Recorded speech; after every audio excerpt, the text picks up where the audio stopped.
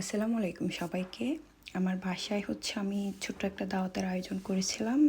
দাওয়াতে আমি কী রান্নাবান্না করলাম তাই নিয়ে আজকের ভিডিও। তো প্রথমে আমি মাছগুলো মেরিনেট করব। কোরাল মাছটাকে আমি লবণ হলুদ দিয়ে মাখিয়ে রেখেছি। আর রূপচাঁদাটা যেহেতু ফ্রাই করা হবে তাই এটাতে একটু আদা বাটা, রসুন বাটা, সয়া সস যা যা লাগে আমি দিয়ে মেরিনেট করে রাখতেছি।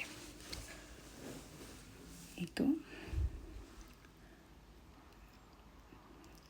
এদিকে বোয়াল মাছ সেমভাবে আমি লবণ হলুদ দিয়ে মাখিয়ে এগুলো ভেজে আগে তুলে নিব, তারপরে আমি এক এক করে রান্না বসাবো।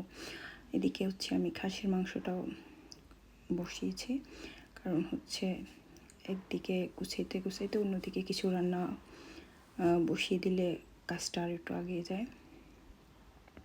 বোয়াল মাছটা আমি একটু ঢাকনা দিয়ে ভাজতেছিলাম, খুবই তেল ছিটকে আসে।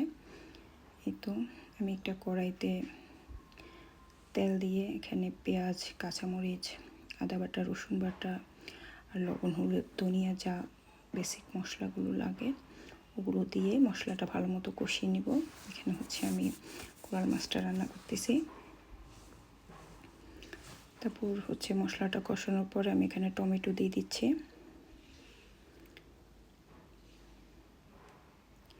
এই তো তারপর ঝোল দিয়ে মাছ দিয়ে রান্নাটা ডান। অপোজিট সাইডে আমি চিংড়ি ভাজা বসাইছি।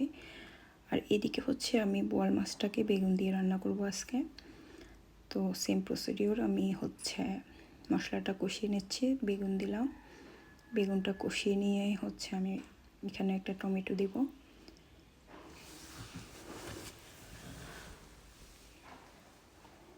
তো এখানে ঝোল দিয়ে তারপরে আমি মাছটা দিয়ে দিলাম, তারপর ধনিয়া পাতা দিয়ে নামিয়ে নিব।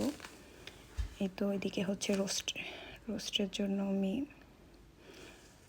একটা কড়াইতে তেল দিলাম, পেঁয়াজ দিয়েছি। আর রোস্টের যে গ্রেভিটা ওটার জন্য আমি আলাদা একটা বাটিতে সব মশলা ভালো মতো মিক্স করে তারপর কড়াইতে দিব।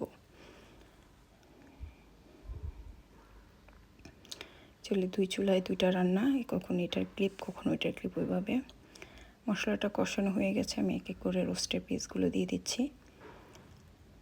এদিকে আমি একটু ঝাল করে চিকেন রান্না করতেছি, কারণ অনেকে দেখা যাচ্ছে বড়রা বেসিক্যালি রোস্টটা ওইভাবে খায় না, তো ওর জন্য করতেছি। আর এই তো পোলাও, খাসি আর এদিকে গরু লাস্টের দিকে এগুলো হয়েছে।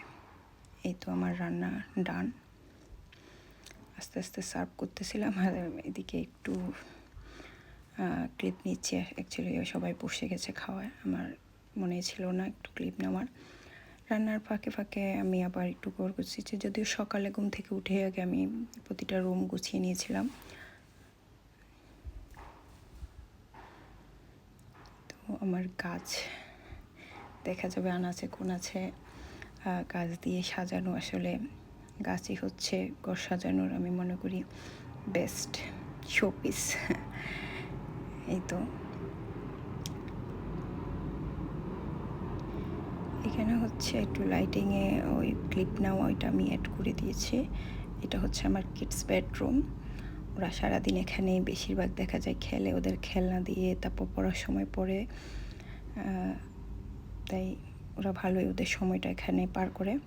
এটা আমার একটা বেডরুম, দেখা যায় আমার শ্বশুর শাশুড়ি এই রুমে থাকে। এটার সাথে একটা বারান্দা আছে, এখানেও কিছু গাছ লাগিয়েছি। এই তো